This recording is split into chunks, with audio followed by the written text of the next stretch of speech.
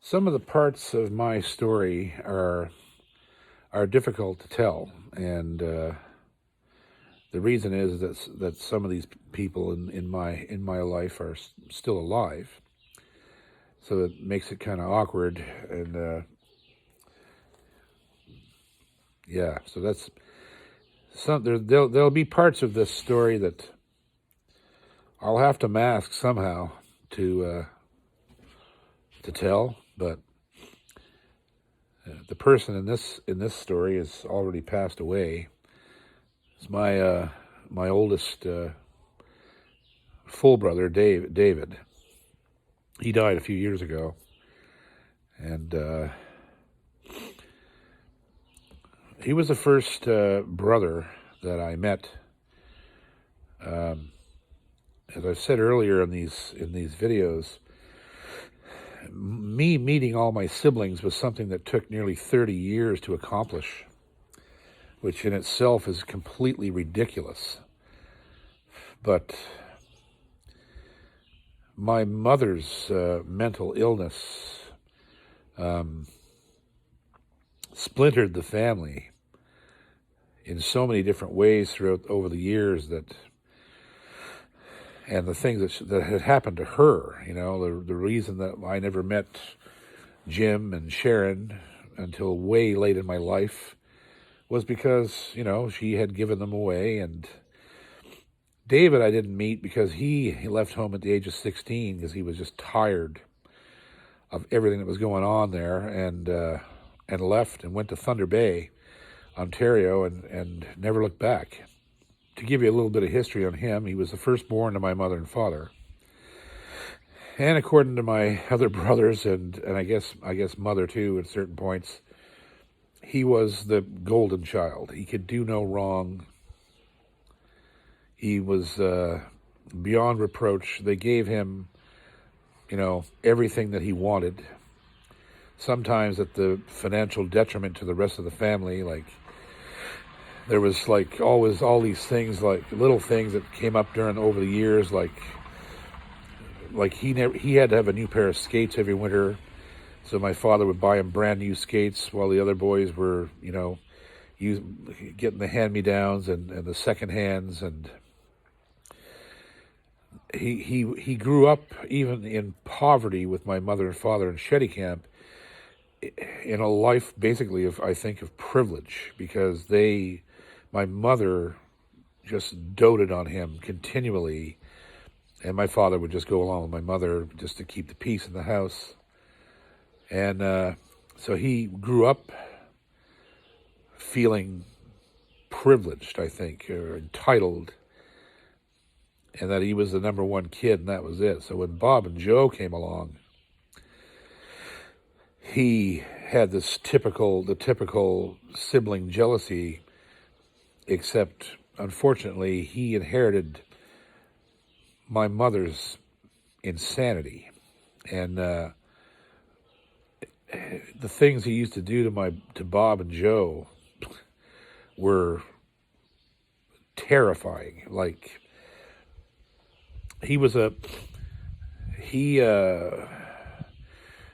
so at an early age, this kid he was mega talented, really good looking kid.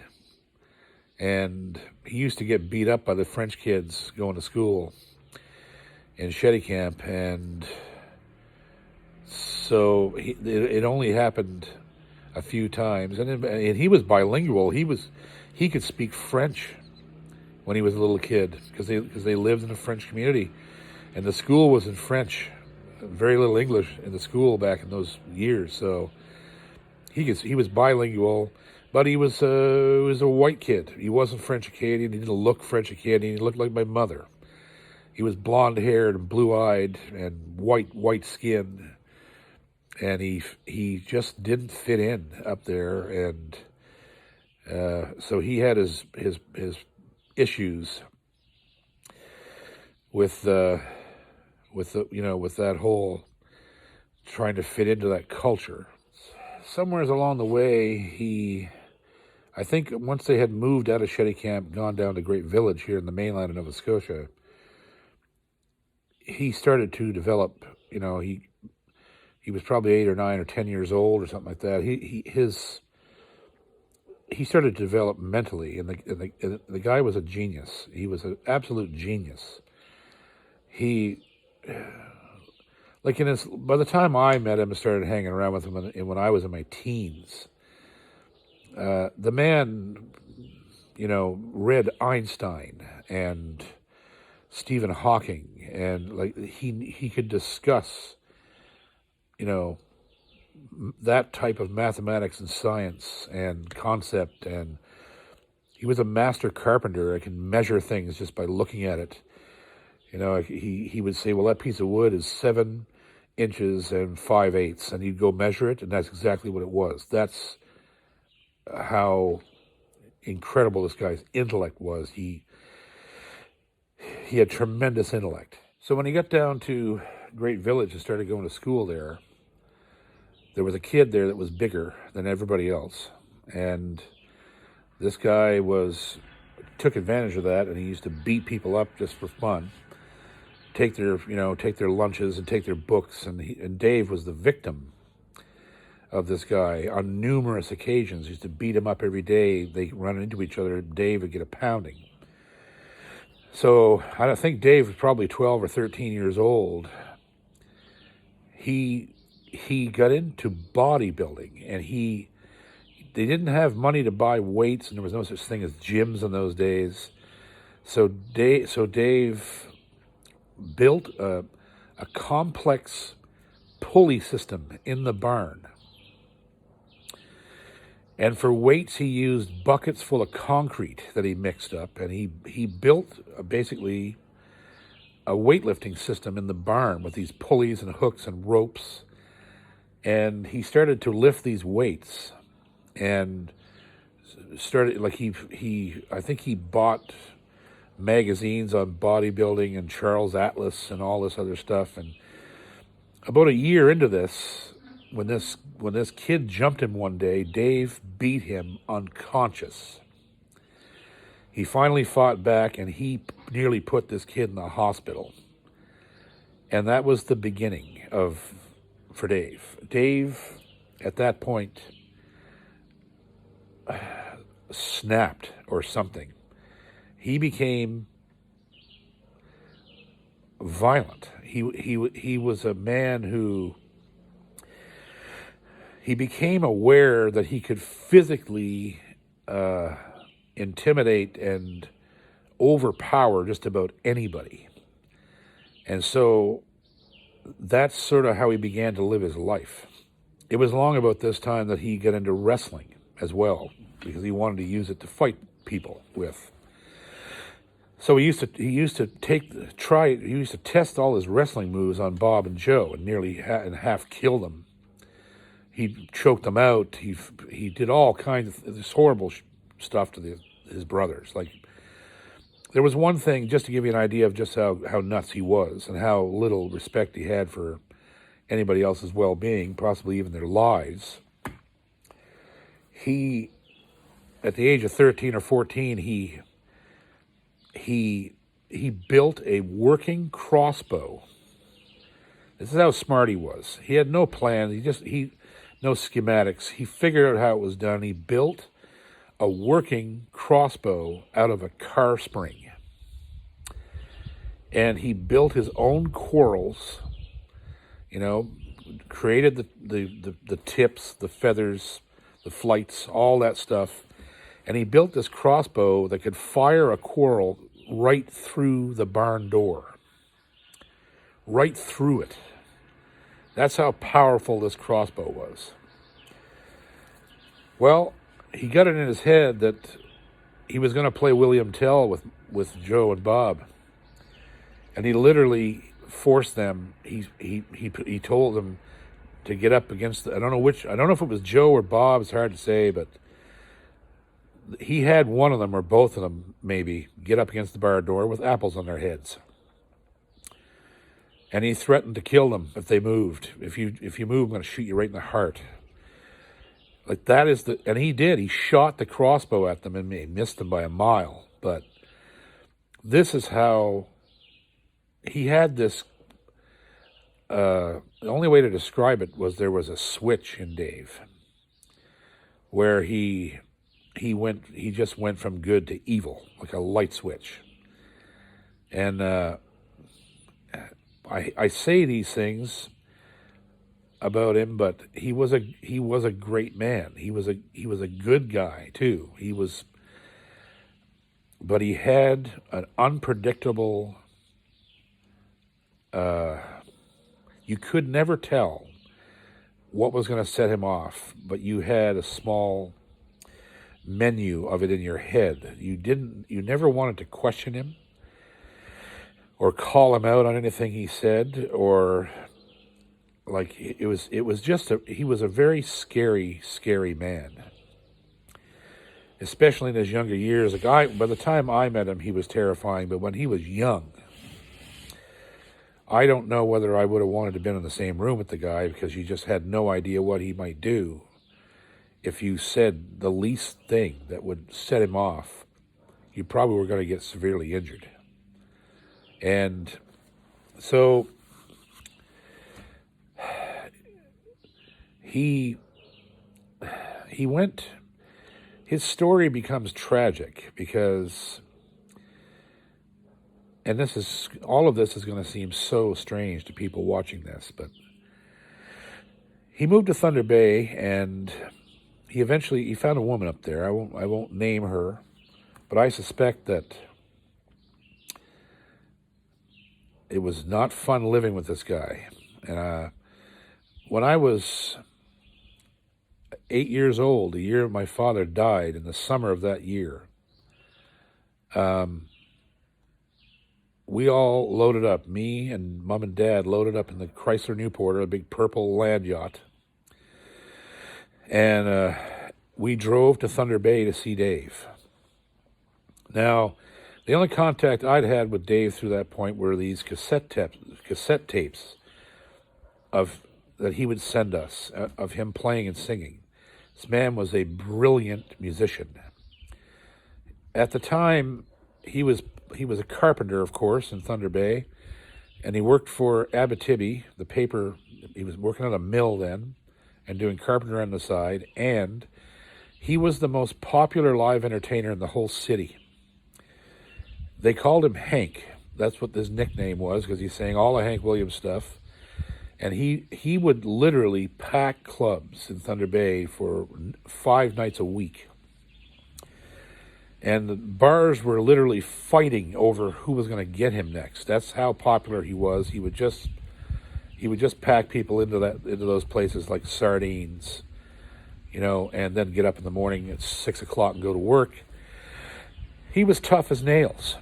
Tough as nails, this guy. And so he'd send these cassette tapes down to us with all this wicked music on it. He was a really cool guitar player. He had built his own guitar and played it a few times on these tapes. Then he had bought a really high-end Yamaha that he paid $1,000 for in 1971 or 72, which is astronomical money today, right? $1,000 he paid for this FG 1500 handmade guitar that was built by Hiroshi Sakurai, which eventually actually ended up building me a guitar, 40 years later. That's what I knew about Dave. Dave was a musical hero, not only to me, but to Joe and Bob. Like, we all thought Dave was the cat's ass. Like, he was the best singer, the best guitar player in the family, the best, right? And so when we drove up there when I was 8 years old to meet this guy, I didn't even know what to expect. I hadn't even seen him. I didn't know what he looked like. I think I had seen a high school picture of him, a school picture of him, but it didn't prepare me for what this man looked like. He was a good-looking man. He was slim, muscles he was built like a brick outhouse. And I think he had a perm in at the time, so he had this tight curly hair hanging down and the big sideburns, and he was worthy of being my hero. But I noticed some things about him right away. He had a temper. I noticed it right away. There was a barbecue at his house. And plus, as soon as we got there, I took sick with chicken pox, which was hilarious. So there I was, all spotty and itchy, and on my family's one vacation that we ever took in our lives. I ended up with chicken pox. So there was a barbecue, and we ate, and later on there was a plate of steaks on the table, and I asked somebody if I could have one. And they said yes, and so I was in the kitchen of his house, and it was an old, they lived in an old. This is in the mid-70s, and Dave lived like a country person, right? He had an old house. He'd renovated some of it, and I grabbed a piece of steak, and I was chawing on it, and I was walking around the kitchen, and I thought I better not take this meat all over while I'm walking, because I might drop some. So I'd take a bite of this meat and put it back on the plate, on the edge of the plate, and was walking around the kitchen looking at stuff. And he had 2 dogs, Baskerville and Yeller, that were in there, and I was playing with them. And I think there was a cat around. And well, Dave saw me take the bite of the meat and put it back on the plate. And I remember looking up I saw him in the doorway of the kitchen, and I looked up at him, and he had this look on his face like he wanted to kill me. It was terrifying. And he went to my mother and gave my mother shit because I had done this. And I heard it all go down, and I think I kind of stepped in and said, well, no, I wasn't putting it back on the plate for somebody else to have. I just didn't want to put crumbs and whatnot on the floor, and I didn't know where to find another plate. It wasn't tall enough to reach one on the cabinet. So that was the first thing. Then the second thing I saw go down was an altercation between him and his girlfriend, his common-law wife, who it was. And something happened, she said to him, and Dave looked at her and said, "Don't you walk away from me, woman." And he grabbed her by the arm and spun her. They were in the doorway of the house when this happened, and I saw it, and it was frightening. There was something about him that was even more frightening than my mother, because he was a man. My mother was a woman. You were still afraid of her, but there was something about him being a man with that same sort of attitude that was really frightening. So I saw it early. My mother had this figurine about 8 inches tall of a little boy in a blue shirt and brown pants and black boots, holding a painter's palette with a brush in his hand and a little beret on his head. And she always called it David. She said that looks just like David when he was a kid, because he used to paint. He did everything well.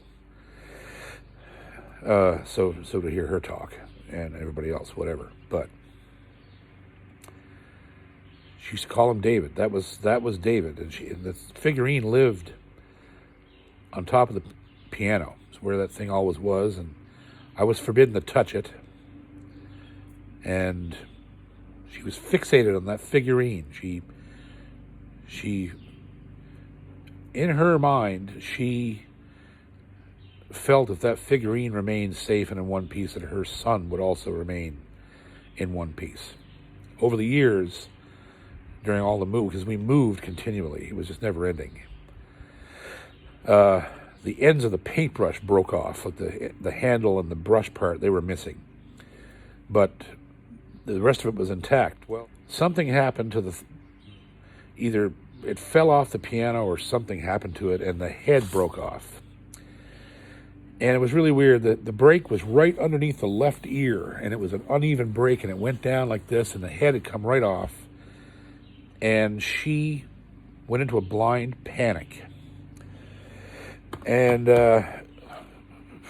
first she taped the head back on with Scotch tape, and then she tried to glue it, and that didn't stick. And the thing was broken for quite a while. Now, here's some weirdness for you. Unbeknownst to us, because Dave never told anyone, Dave had a mole on the top of his left ear, and he used to play with it all the time. He was always picking at it. It was like a plaything. So one day he noticed it was getting bigger, so he went to the doctor. They took a biopsy of this mole, and it was cancer.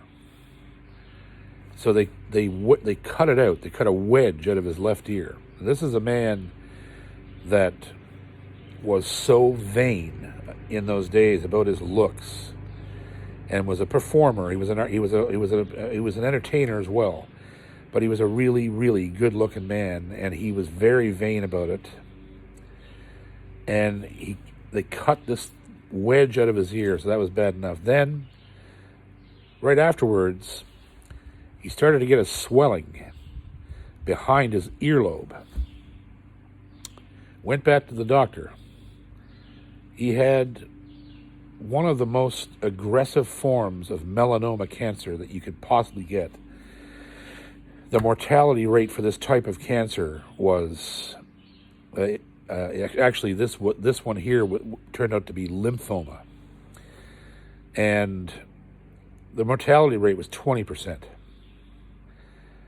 So they said there's only one way to save you, and is to remove this and remove all the lymph nodes on this side, on the left side of your body, down into your chest and up in your head, to make sure that it doesn't spread through the lymphatic system. So he didn't know any different. He didn't want to die, so they opened him up and they found the cancer behind his ear, and it was a tumor. And lo and behold, the tumor, his body had grown a sac around the cancer, and it hadn't spread. His body cut it off with this, and it was still being fed by blood vessels and stuff, but it was completely surrounded in the sac his body had made around it. And it was so incredible that the doctors actually took pictures of it, and Dave ended up in the medical journals, not only surviving the cancer, but the first time they had ever seen anything like that. But they made an executive decision at the time, looking at the situation. They were like, well, the cancer appears to be 100% contained, and if we just remove this sac with the tumor in it, he should be cancer-free. But do we really want to take a chance on that? So they butchered him. They removed most of his ear, all of the muscles and lymph nodes, all down the left side of his neck, part of his face, part of his chest muscle was removed, and he had this massive scar going right down into the center of his chest. Paralyzed one side of his face permanently, from here down. Like, this quadrant of his face was useless. And then put him on radiation and chemo, and all his hair fell out. And he, like, I can't even imagine what must have been like to go through that. So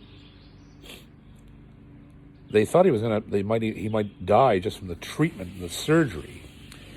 But Mother eventually found out about this and instantly equated it to breaking that figurine,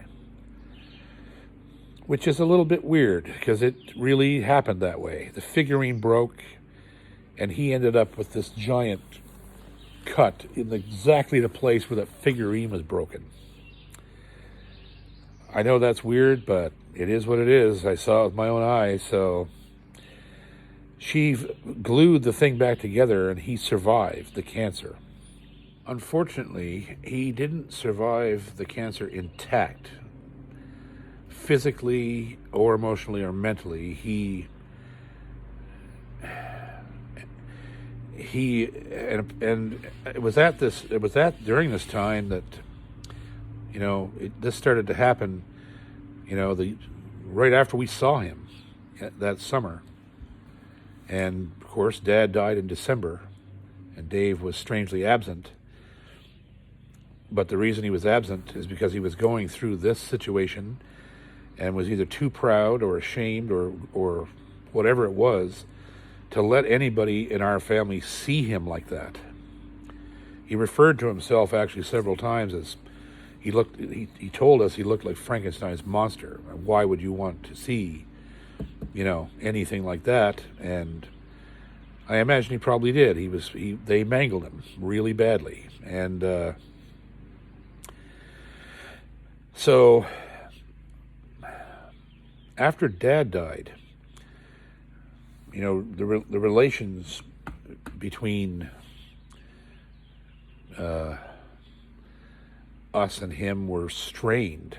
He was still up there doing his thing, and in Thunder Bay, and he had recovered as much as he could, and he grew his hair really long. His hair came back in very straight and thin and brown instead of blonde and curly, and he grew his hair really long down to his shoulders, right from the crown of his head right down to his shoulders, so he could cover up his ear. And he grew a giant beard to cover up this mess on the side of his neck. And of course, his common law wife left him, and probably not because of the cancer, probably because he was abusive, which he was before it happened. So I can only imagine what it was like living with this guy after he went through this. So she left, and he was there alone, with the two dogs. And pretty soon, after Dad died, we moved up to Kitchener from London.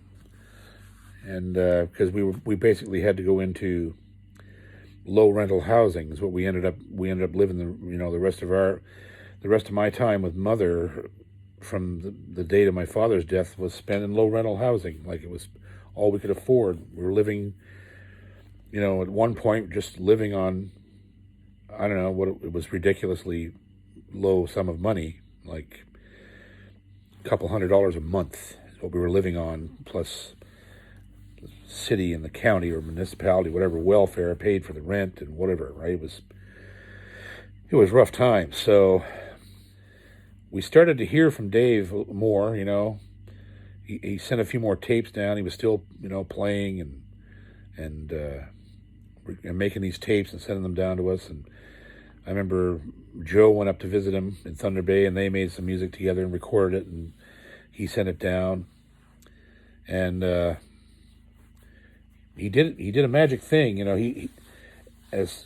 there'll be lots more about him, in this series, as there will be all my brothers, as messed up as he was and some of the things that he did, he had another side that was good and kind and smart, and he had a demon, right? And it was whatever he inherited from Mother and however he was raised, and just he had a very complex personality, and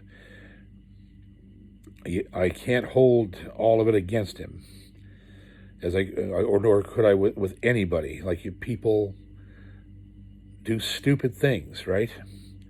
They make choices, and sometimes they just don't learn from it. They just keep making bad choices, bad words, bad actions, and yeah. So it's, despite all the horror stories he's going to be involved in this series, because there's a few of them,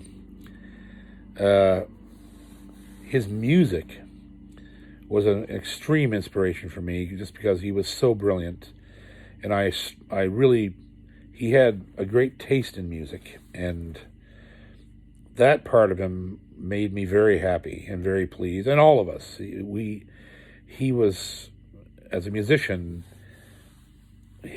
we were able to forget for a little bit, some of the darker things that he'd done in his life.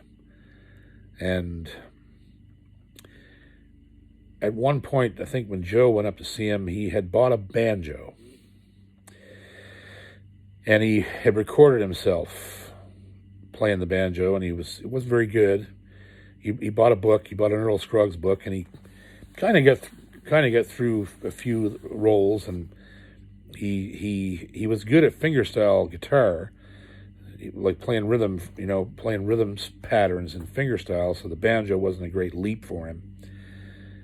So he got this primitive roll going, and he was playing some stuff on the banjo on this tape, and it inspired me. And he decided after a few years, after Dad died, he was going to come down and visit us. And I still remember him writing. He started to write letters to me because he was afraid that I would reject him because of what he looked like. He didn't want to scare me. I was only maybe 9 years old by this time. And that's how deeply his looks affected him. He was so paranoid. He was that paranoid that I would be frightened by his appearance. And he tried to explain to me in a letter that he didn't look like the last time I saw him. And on it goes. Like, I remember writing back to him and telling him I loved him. I didn't care what he looked like. And my mother, encouraged me to write back to him. And she said the same thing. I don't give a crap what you look like. You're my son. Come and see us, right? And when he arrived, he got there so late that we weren't awake, and he tried to break into the house. And my mother heard him fiddling with one of the windows. He was trying to get a window off the kitchen of this town. It's a wonder he didn't get arrested. And she heard him fiddling down there, and she went down. She talked about it for years later, that she pulled the curtain back and looked down. There's Dave looking up at her, trying to take the window, trying to get the screen off the window. So that's how he arrived. And of course, we all got up out of bed. And when I looked at him, I didn't see. I was confused because he didn't look disfigured at all. Because it was all covered up by hair.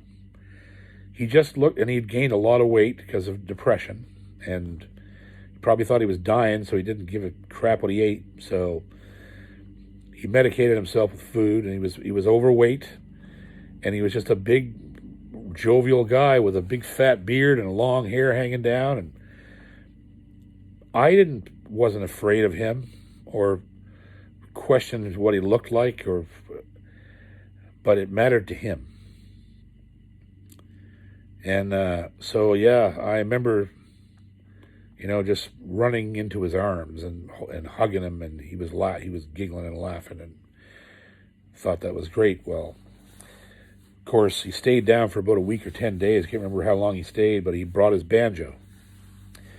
And I'd been listening to this tape of him playing these tunes on the banjo, and of course I needled around, tiptoed around until I could ask him. He was mesmerized by my guitar playing. He thought it was amazing. He couldn't believe it. And because I was getting quite advanced at the age of 9. And I asked, tiptoed around and asked if I could try that banjo.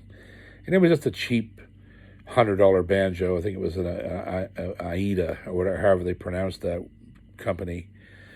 And so I ended up grabbing this banjo, and for the first time, it exhibited this bizarre talent I have for being able to play anything I could instantly that I picked up, which happened all the time. It happened every time I picked up a new instrument. I was instantly familiar with it for some reason, probably because of, well, God knows what, really. I don't know. I just knew my way around stuff. I could figure out how things were tuned, and then I knew how to play it. I just knew. I was transferring my knowledge of the guitar over to these other instruments, but I could do it so quickly and transpose all the ideas so quickly that it must have looked pretty weird to people, right? So next thing you know, I pick up the banjo and I start playing one of the tunes that he played, which happened to be 8 More Miles of Louisville. And I played it flawlessly. And I had heard enough banjo. At that time, I was listening for banjo players. I had heard Scruggs, of course, on the Will a Circle Be Unbroken album. I heard him play, and I heard Sonny Osborne play. So I had good banjo players in my musical sphere, and so my brain already knew what it should sound like, and I picked that banjo up, and he was kind of angry at first because he had really worked at it and didn't do that well, but then he just sort of embraced it and me, and he was like, damn, this 9-year-old kid can play the banjo better than me, and he's never saw one before, right? So that was the beginning of a journey for me and Dave, a musical journey that lasted quite a few years playing music together. And unfortunately, it also brought quite a bit of strife because of Dave's, his anger issues and the way he was, and I still remember that as clear as day because I remember him giving me the 2 picks for my fingers. I already had the thumb pick as I was playing Chet Atkins on the guitar, so it just came absolutely naturally to me to just do it. And I'd memorized the melody from listening to him play it on that tape. And so that was my first introduction to the banjo. In a very odd way, how it happened, and unusual, an unlikely way to become a banjo player. And years later, I would come into that instrument again through unusual means. And so as I did with everything, I think I never did anything the right way. It was always ass backwards. But 8 More Miles of Louisville. Dave's favorite banjo tune of the day.